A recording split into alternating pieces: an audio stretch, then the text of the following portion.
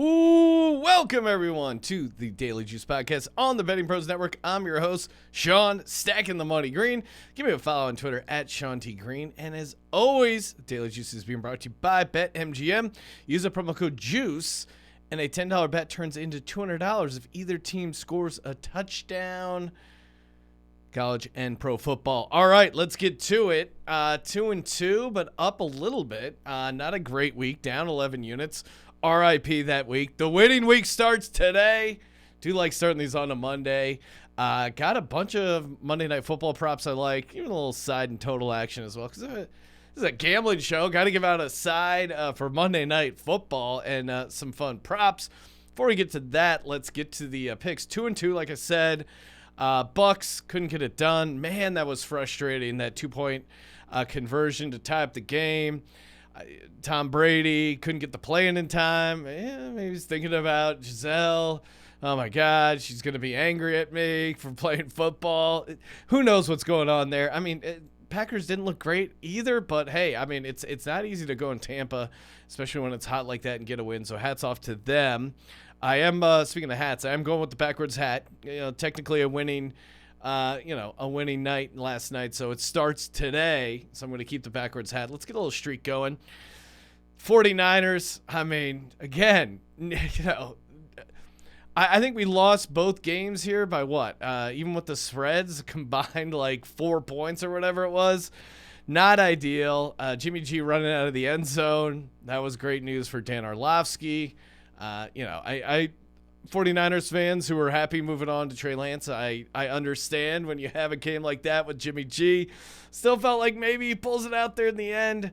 Receiver fumbles. That was really the backbreaker in this game, and then certainly the back, and maybe it was a running back coming out of the backfield, I don't recall, but especially in the Tampa Bay game. I mean, they're backbreakers, and they're really annoying because they're tough to predict, because normally the receiver doesn't fumble, but when they do, it's not like interceptions or turnovers in general where it's a little easier to predict, but the receiver fumbles are just backbreakers, and it really killed Tampa Bay.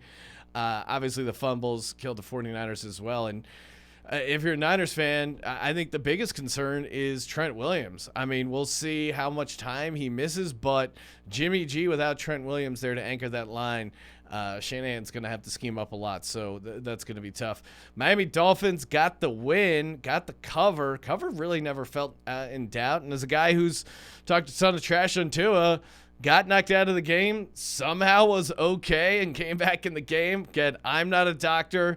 He certainly looked like he had a concussion, shouldn't play, but hey, who am I to go against what is it? Independent neuro analyzer or whatever. I forget the neuro consultant of the NFL. Those guys seem to be doing good work. That was a nice win, and I was surprised a little bit about the outright win, but felt really good about the cover and the points, and that was never really in doubt. And then it was a good day for Dan Orlovsky, also a good day for Matt Stafford. Dan Orlovsky got people off his back because he was the guy who ran out of the end zone, although that ended up being a good play for the 49ers because Jimmy G threw a pick six essentially right after that play, so kind of a break there for the 49ers. So Dan Orlovsky got a little, people off his back for being the only guy to run out of the back of the end zone. And then Mark Sanchez, he got a little relief because, he was the butt fumble guy. Now we had the butt pump. And it was right around the 10-year anniversary for the butt fumble. So a lot of butt stuff going on there. But again, Miami got the win, got the cover. That's all that matters. And then shout out to the Panthers. Again, not the prettiest win, but they got it done. They held the Saints under 17 points, and that's what you got to do to get a Panthers win, plus 125.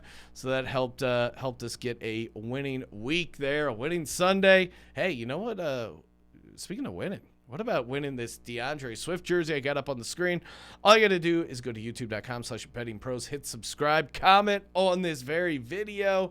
You got a chance to win an autographed jersey courtesy of Pristine Auction.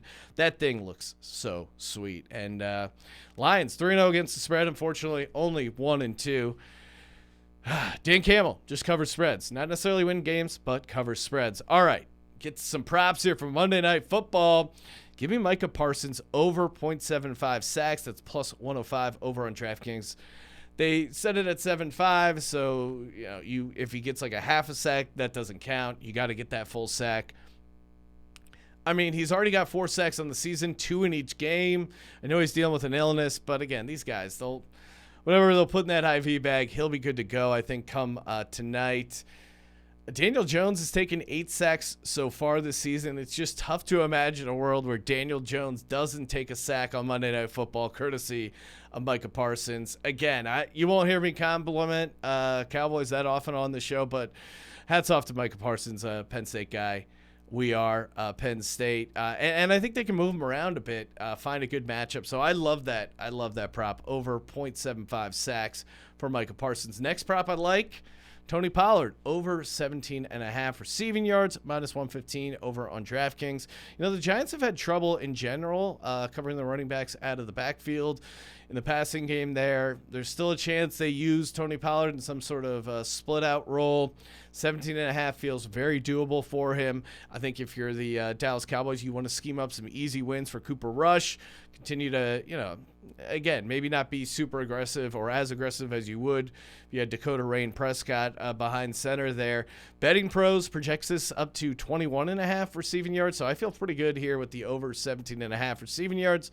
Minus 115 over on DK. And speaking of Betting Pros, bettingpros.com/NFL props. Again, tons of great information. They got EV, cover probability, projections. And if you're betting NFL props, again, you can try and manually do these projections. It's an insane amount of time. Just let the pros handle it. bettingpros.com/NFL props. Again, tons of good information over there. Third prop bet. Props keep coming. Graham Gano over 1.5 field goals, minus 120 over on DraftKings. He's coming off a 4 field goal game. Leg feels good for Gano. He's got really good range. And, Dallas, the Cowboys, again, I hate complimenting the Cowboys. It's really difficult, but they do have a really good red zone defense. If you recall that opening night against the Bucs were driving up and down the field, held them to a bunch of field goals. And I think they had 4 or 5 in that game. I could easily see Graham Gano getting over 1.5 field goals. So give me that minus 120. Next play. You can still find a 39.5 on the total. I'm going under here. You can get that over on FanDuel. I mean, neither offense is that inspiring. Primetime unders have been off to a great start as well. Giants have hit the under 11 times in their last 13 games. I think both teams are 0-2 towards the over, so they're essentially 4-0, both teams on the under. Feels like another under game as well. I mean, you just look at the other props that are in the market there for the quarterbacks. Both passing yards are set at like 200. Their passing touchdowns, it's like a half, or it's set at like 1.5 with crazy juice on the over. So no one expects this to be a high-scoring game, and I'm with them. This is an NFC East game. Division games tend to go under, even if one team really breaks out. You saw that with the Eagles-Commanders game, ended up being 24-8, even though Eagles dominated. Go Birds! Next up, we got the final prop of the night. I'm sorry, it's not a prop. It's a side. I hate taking the Giants, but give me the New York Giants laying a point over on BetMGM. I think Brian Daboll is the better coach. So you have the better coach at home. I think Saquon is the really, there's not the skill players have fallen off in this game here. CeeDee Lamb, maybe the best skill player. I'll give it to Saquon Barkley. I think he's going to have a big night. It's going to be enough to carry this Giants team to a victory. I'm not ready to trust Cooper Rush on the road. And this Giants defense is good. They've only allowed 36 points in 2 games. It's not a pretty way to win, but they are, in my mind, going to get the win. The defense will keep them in the game. Saquon will do just enough to get them an ugly, low-scoring victory. It feels like a 17-14 Giants win. So here's who we got. You got the Giants at home laying 1. We got the under 39.5. We got Graham Gano, don't you know, over 1.5 field goals.